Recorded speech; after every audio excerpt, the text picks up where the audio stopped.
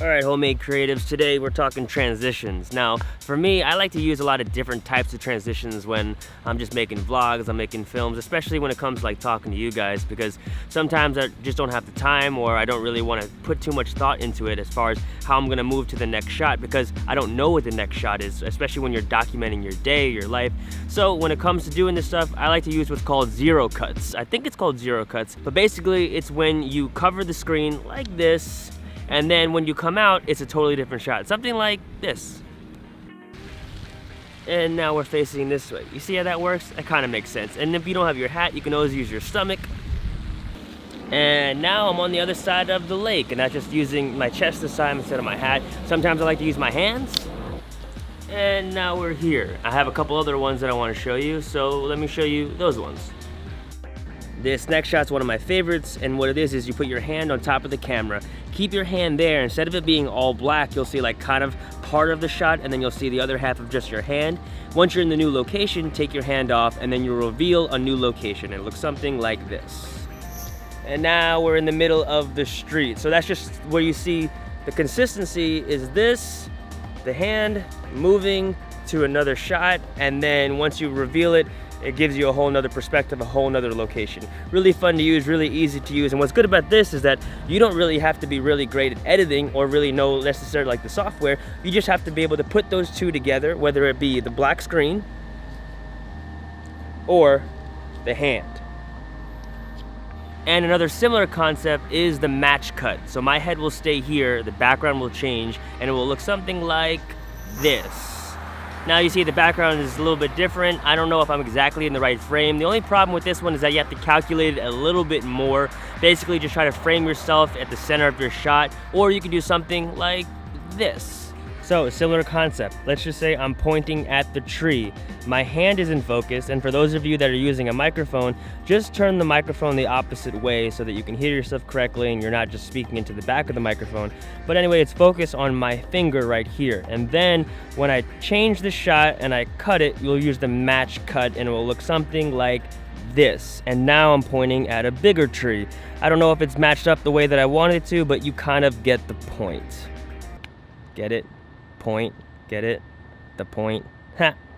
So a couple weeks ago we talked about the jump cut. The jump cut is where the camera stays in the same place, but now the subject or whatever the location in the background changes, and it just kind of like shows a lapse of time. So I could be here, and then I'm here, maybe I'm here, and maybe I'm really, really close and I'm here. Just another in-camera transition that you can use rather than having to use different transitions within your editor. You just gotta piece these together within your edit. Here's another one. This next one is one of my personal favorites. This one is a whip transition. In-camera transition, all I'm gonna do is literally whip my camera one direction, and then when I go to my next shot, I'm gonna whip it the same direction so that it looks like one simultaneous movement and just kind of transitions together, kind of like this. And now we're here. Before we were there, now we're here. You kind of get the idea, it makes sense. Am I even in focus? Yeah, there we go, we're good. Just in case, let's do another one.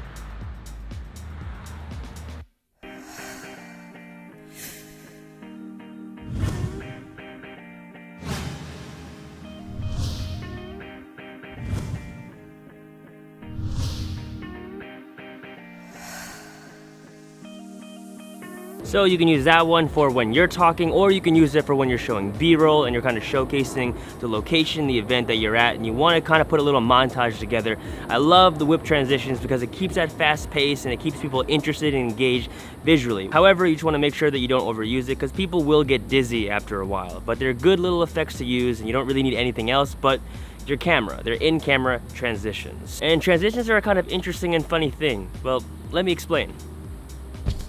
So those are some of my favorite in-camera transitions that I like to use when I'm telling a story or sharing a moment with you guys. You guys can use it. I didn't create these things. I picked them up from other people and kind of tried to make them my own. I add a little hint of my own style to it. So add a hint of your own style to it. Take what you learn and use it. Now, if you notice that transitions are very important for storytelling, telling your story. But you know, on a deeper level, transitions are not only a part of the story, they're a part of your story. And we all go through transitions, and transitions is one part of the story moving into the next part of the story. And you'll notice there's all different types of transitions. There's hard transitions, soft transitions, there's complicated transitions, there's fast transitions, all different types of transitions. But no matter the transition, it still is to get you from one part of the story to the next part of the story. The only thing that you don't want to happen is to get stuck in transition, getting stuck in the same place, which is trying to play both parts of the story at the same time, because that's not how it works. A story always progresses forward,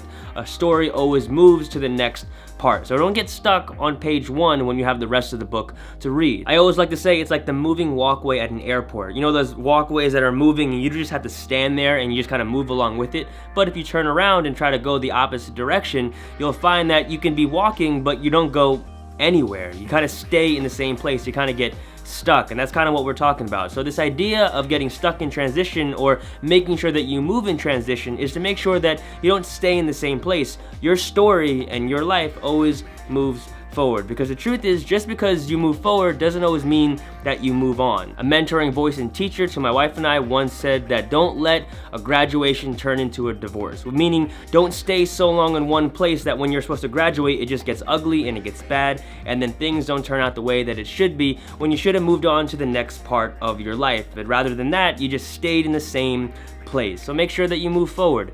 Move forward in your transitions, not only in video, but also in life. Don't get so caught up in one part of the story. The story keeps moving forward. Don't keep reading page 1, or else you'll never finish a chapter. Whether you actually use these transitions in your story, also think of transitions in your own life. Always move forward in those transitions. So with that being said, I hope that was helpful, whether that be telling your story or trying to understand your own life story. I know that was a little more in depth, probably deeper than we should have gone, but I always like to bring some sort of life lesson along with whatever it is that we're talking about. So I hope it was helpful, and look, I know that you have a lot to do, so do what you gotta do. I don't want to keep you, and whatever that is, just make sure that you handle that.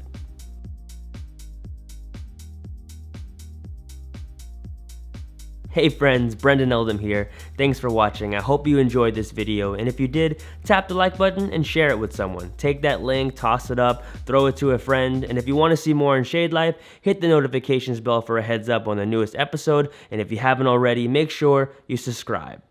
Bye, bye, bye, bye.